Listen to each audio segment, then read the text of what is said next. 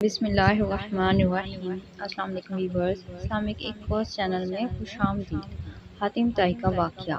اس واقعے کا مفہوم ہے حاتم طائی کوئی افسانوی کہانی کا کردار نہیں بلکہ حقیقی تاریخی شخصیت ہے جو 6 صدی عیسوی میں یمن کے طے قبیلے کا سردار تھا۔ حاتم کی ماں نہایت ہی دولت مند اور سخی خاتون تھی جن کی وفات کے بعد حاتم کے بھائیوں نے اس کا مال روک لیا اور حاتم پر بے شمار ظلم ڈھائے۔ حاتم کو سخاوت وراثت میں ملی تھی، یہی وجہ تھی کہ وہ جوان ہو کر نہایت ہی سخی شخص ثابت ہوا۔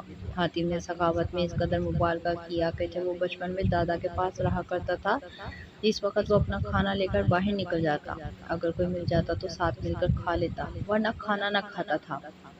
یوں حاتم پورے عرب میں مشہور ہوا اور اس کی سخاوت کے چرچے عام ہو گئے۔ کچھ لوگوں نے حاتم کی سخاوت کے بہت سے قصے گھڑ لیے، لیکن اس کے باوجود حاتم کی سچی حکایت اس کی سخی شخصیت کی دلیل ہے۔ عرب میں جبل سمرہ کی چوٹی پر واقع ایک مقام ہے جہاں پر حاتم رات کے وقت آگ جلایا کرتا تھا تاکہ علاقے سے گزرنے والوں کو راستے کی رہنمائی حاصل ہو سکے۔ اس مقام کو آج حاتم طائی کا آتش دان کہتے ہیں۔ یہ علاقہ آج بھی آثار قدیمہ کی حیثیت رکھتا ہے۔ ابن عربی کے مطابق حاتم ہر میدان میں کامیاب تھا، خواہ وہ جنگ ہو، مقابلہ ہو، کھیل ہو یا سخاوت ہو۔ اس زمانے میں ماہ رجب کا چاند بہت ہی مقدس مانا جاتا تھا، لہٰذا جب رجب کا مہینہ شروع ہوتا تو حاتم ہر روز 10 اونٹ ذبح کرتا اور لوگوں کو کھانا کھلاتا۔ یوں تو حاتم کی سخاوت اور فراق دلی کے قصے بہت سارے ہیں، لیکن چند ایک جو بہت ہی مشہور ہے کہ روم کے بادشاہ قیصر کے دربار میں ایک دن حاتم طائی کی سخاوت کا تذکرہ ہوا۔ ایک شخص نے بتایا کہ حاتم کے پاس عمدہ نسل کے گھوڑے ہیں جو نہایت ہی خوبصورت ہیں۔ حاتم کی تعریف سن کر بادشاہ نے کہا، جب تک کسی آدمی کو آزمایا نہ جائے اس وقت تک اس کے بارے میں کوئی رائے قائم کرنا عقل کے خلاف ہے۔ بادشاہ نے کہا، جاؤ اور حاتم کی سخاوت کے بارے میں ہمیں معلومات فراہم کرو، اس سے کوئی ایسی چیز طلب کرو جو اس کی نظر میں سب سے زیادہ قیمتی ہے۔ درباری نے کہا کہ حاتم کے لیے سب سے زیادہ عزیز اور قیمتی اس کا تیز رفتار گھوڑا ہے، لہٰذا بادشاہ نے یہ حکم دیا کہ حاتم سے اس کا گھوڑا مانگو اور میرے پاس لے کر آؤ۔ لہٰذا وزیر کے درباری کئی منزلیں طے کرتے ہوئے رات کے وقت حاتم طائی کے گھر پہنچے۔ جب وہ وہاں پہنچے تو موسیٰ دھار بارش ہو رہی تھی۔ ایسے خراب موسم میں گھر سے نکلنا نہایت ہی مشکل تھا، لہٰذا مہمانوں کے کھانے کا انتظام کرنے کے لیے حاتم نے اپنے گھوڑے کو ہی ذبح کر دیا اور دسترخوان پر لذیذ بھنا ہوا گوشت پیش کیا۔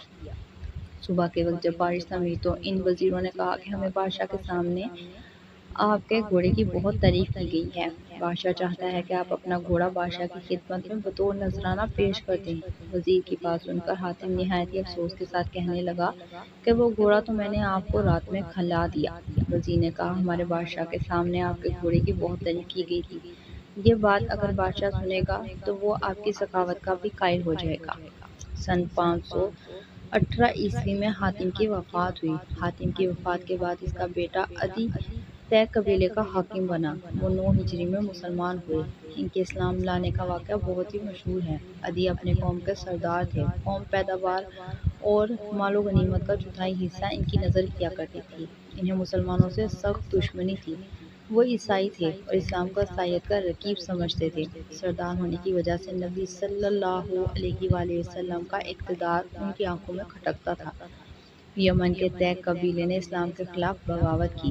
حضرت علی رضی اللہ تعالیٰ عنہ ان دنوں یمن کے گورنر تھے۔ انہوں نے بغاوت کو ختم کیا اور بغاوت کے لیڈروں کو گرفتار کر کے مدینے بھیج دیا۔ ان میں عدی کی بہن صفانہ تھی، یعنی صفانہ بنت حاتم۔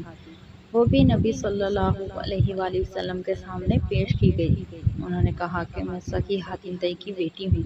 میرا باپ بھوکوں کو پیٹ بھرتا تھا اور غریبوں پر رحم کرتا تھا۔ اس پر نبی صلی اللہ علیہ وآلہ وسلم نے فرمایا، تیرے باپ میں مسلمانوں کی سی خوبیاں تھیں، اگر تیرا باپ مسلمان ہوتا تو یقیناً اس پر ہم رحم کا معاملہ ہی فرماتے۔